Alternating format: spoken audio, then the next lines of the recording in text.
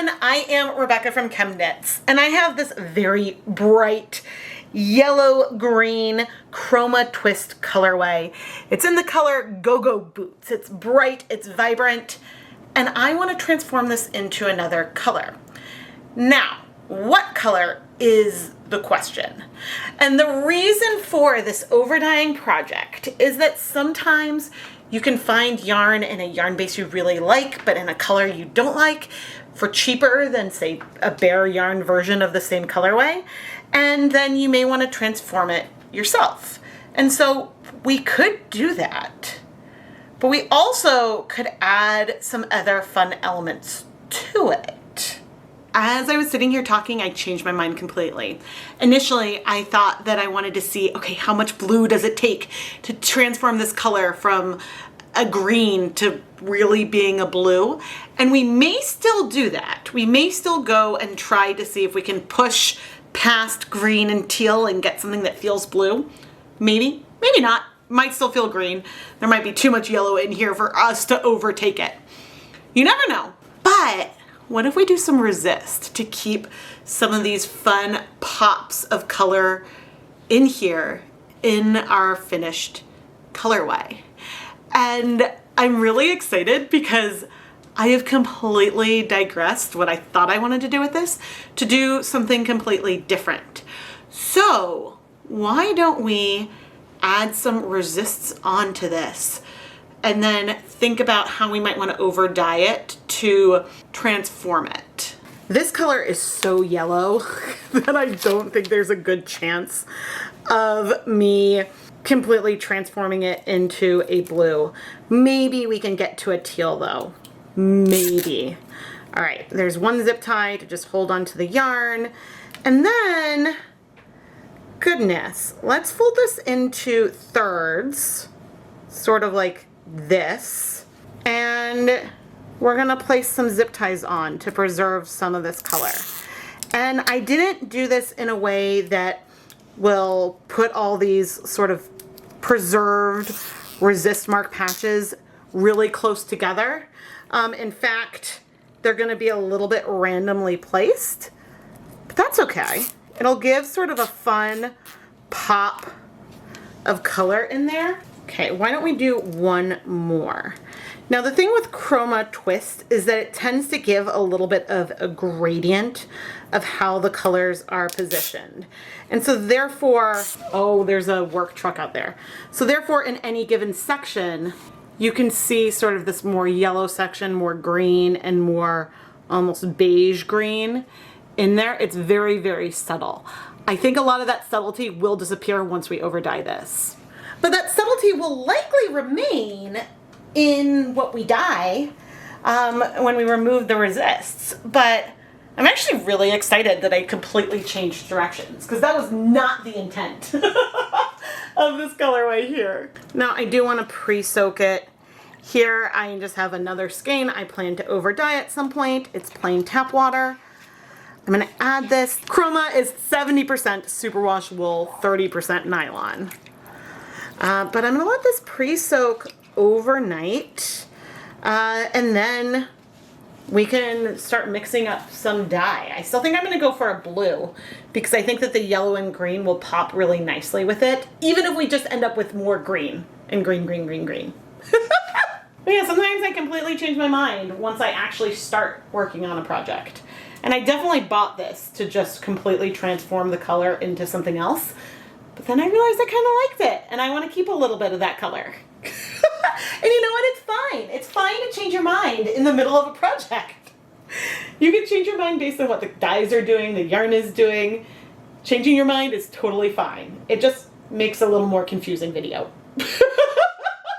It is the next morning, and I'm pre-soaking another overdyeing project in here as well. But I now want to remove the yarn, and I'm just going to squeeze out most of this water. But the nice thing is that we should still have liquid within those resist points, and so that should help us keep some of this original color in our yarn. But I'm going to set this to the side because we need to mix up our dyes so that way we can dye over this color. The blue I picked for today is Dharma Acid Dye's Extreme Blue. I put on my deluxe rubber respirator mask, safety glasses, and gloves and measured out 1 gram of the extreme blue acid dye. I figure 1 gram of this, if that doesn't transform our yellow into something more blue, if it still is very green, well, that says something about the amount of yellow that we had in this yarn to start with. I dissolved this dye in hot tap water, not worrying about the volume because my plan is to add 100% of this dye onto our yarn in our dye bath. Okay, here is my 8-quart kettle. And I'm gonna add 16 cups of water. It's approximate. I tend to measure out my water in these 2-liter mason jars. And so it might be a little under, but approximately 16 cups of water. Let's add all that dye we just mixed up. Look at this blue. Oh, I am so excited. It's such a pretty blue. Stirring things up. We're gonna add acid before we add our yarn. Okay, I'm gonna grab a 1/4 cup. This is gonna be about 4 tablespoons worth. A little more, that's okay. That's okay that it's a little bit of extra. Now we're gonna stir this up as well. Just look at that blue. Oh my goodness. You know, I once did a comparison of 1% depth of shades of a bunch of my reds. Maybe I need to do that on a bunch of my blues, because there's some that feel like they're way more pigmented than others. And so that is something that could be handy. And if that's a video you would like to see, please let me know down below. But now it's time to start our transformation. And so what I'm gonna do is start popping this yarn in, lower it in and raise it up. I mean, it's looking quite green, but maybe there's a hint that will be a little more teal. But I think that there's so much yellow in here that we're gonna be just like a different, deeper green, which is okay, but is also going to show that there is only so far you can push a color with overdyeing. And so sometimes you need to be realistic. And so turning this yarn blue maybe wouldn't happen unless we went for a navy. I mean, certainly we are in a bluer realm, and because of the twist element of this yarn, there are some areas that feel a little bit blue, but I don't think that the finished yarn is gonna be blue. You never know though. So I'm gonna take this over to my stove and we're gonna start heating it up. But even though this is just a little bit of the dye versus all of it, I mean, there's blue notes in there. So we'll just have to be patient and see. Clearly that yellow is having a big impact, but it is a bright yellow. We've got that bright green in there.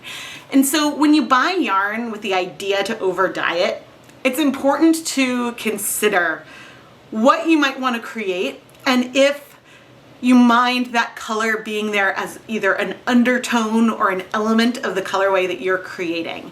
Because if the color is saturated to start with, you aren't going to be able to turn it back into a blank slate, at least not easily. And so it's worth keeping that in mind as you're playing around. Now, if I got this yarn and I wanted to make it more orange or more green, both of those are really easy because there's yellow in there. It's just going and sort of toning out that yellow that would be harder. And so that's worth keeping in mind as, again, you're picking the yarn. If you're picking yarn for overdyeing, I would recommend something that is pastel, because if this was a pastel yellow, we very much could go purple, we could go blue, and we could just completely demolish the yellow in there. But again, this one was saturated. Unfortunately, it does look like this yarn is getting discontinued. When I went to the Knit Picks website to just pull like a stock image of it, there were only 2 colorways of the Chroma twist left. So that's too bad. I think that it's going bye-bye. But I don't know, it's fun to get things and radically transform them sometimes. And I hope that you're enjoying watching that. So please subscribe and turn on notifications so you never miss a new video. And let me know below what other kind of techniques you'd like to see me do with overdying. A lot of times I feel like I go for more of a tonal, just like all over overdye, but I have a lot of other yarns I've collected, and so we can try to do things more variegated. We can even lasagna some random yarns that we have. So let me know down in the comments below.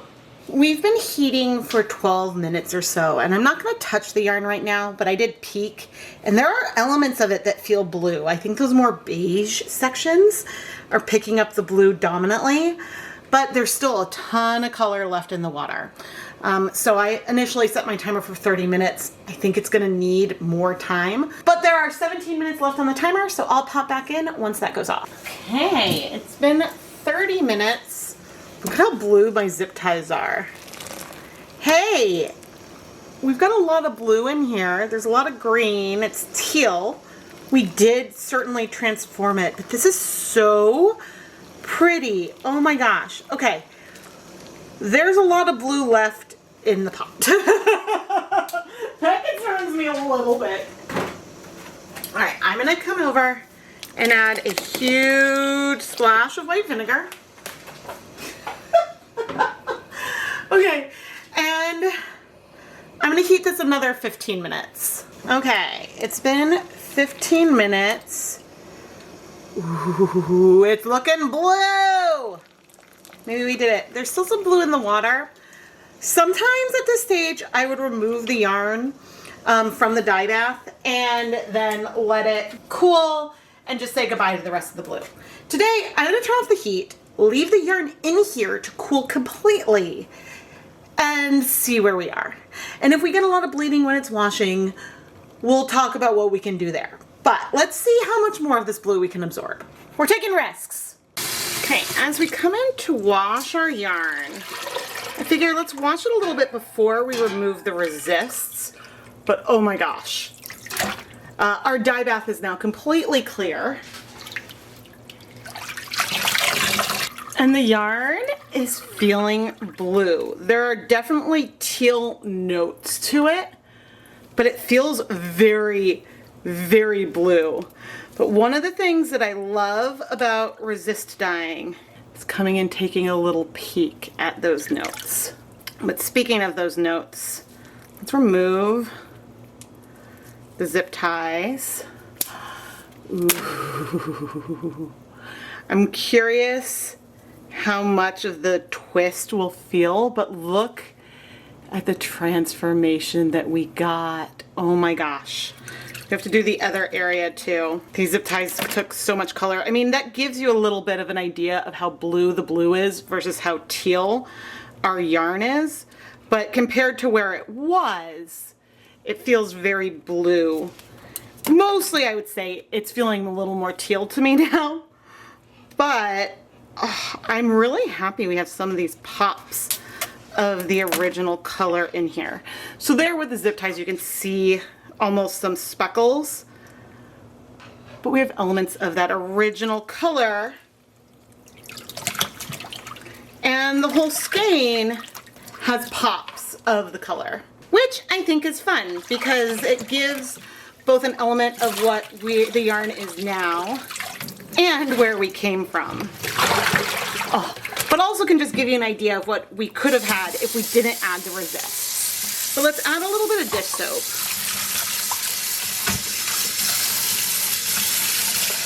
Hopefully we won't have any color bleeding. Okay, now with the soap we have a little bit of bleeding. We shouldn't get back staining or some of that blue going onto the yellow portions because we have the soap in there, which should help. But oh, this isn't a huge surprise. I think this is why I probably left the zip ties on. Maybe should have continued to leave them on. Oh dear, but oh, I just can't get over the depth of that color. And again, I'm really surprised that the color is as dark as it is, because you would think that a bright yellow with a bright blue would give a bright green, but maybe because there was just too much dye, or maybe there's some other undertones in that yellow that is giving a little bit of something else. I don't know. Color theory is not my strength. Okay, you know what? When the sunlight comes in and I squeeze this out, the color feels bright. It's saturated. But you know, there's times when, like, if you want to mix a good purple, for example, you need to mix a cyan and a magenta. If you mix red and blue, you're going to get like a dark purple, probably because that red has a little bit of yellow in it compared to a magenta. So there's that. But okay, we did not have bleeding when this was first in the water. So hopefully this stops. But this is not ideal. All right, let me keep rinsing and we'll check back in. Okay. Hey, things are looking a lot better. Oh my goodness. Sometimes soap just does that. Now, if the bleeding had continued, I would take this and put it back in a kettle with a new dye bath of water and vinegar, and I would have heat set it again, let the color bleed out, and at this point we would probably get some back staining on those yellow areas. I would let the blue bleed out, and then I would remove it while things were still warm. So sometimes with blues, letting it stay until it cools maybe isn't going to help. But anyway, I'm going to put this yarn through my spin dryer, hang it up to dry, and we'll take a closer look at the finished yarn. Here is our yarn, and I'm both torn that I left the resists and torn that I didn't just over dye the whole thing because the new color is so pretty. But I'm showing the yarn like this just to show how some of these resist areas have shifted relative to one another, just by virtue of the fact of how the yarn was arranged when the resists were put on. I think it would be really challenging to get a colorway like this, putting the whole twist aspect aside, because that's how the yarn was spun. But I think it would be hard to get these bright pops of color against a very tonal dark background without doing some kind of resist. Because if you were going to dip or hand paint the yarn in different areas, I suppose you could use guar gum to keep some areas of the bright color. But yeah, I think the resist is definitely the easiest way to achieve a colorway like this. Oh, I'm so glad the camera can pick up this coloration. And you can see the green and blues here in the twist. That is just so, so stunning, and I'm thrilled. I'm thrilled with how blue it feels. It's very marine blue, but in the light in my dining room, it looks extremely blue. And as a reminder, their twists had more yellow sections with green and less yellow, more tan sections with the green.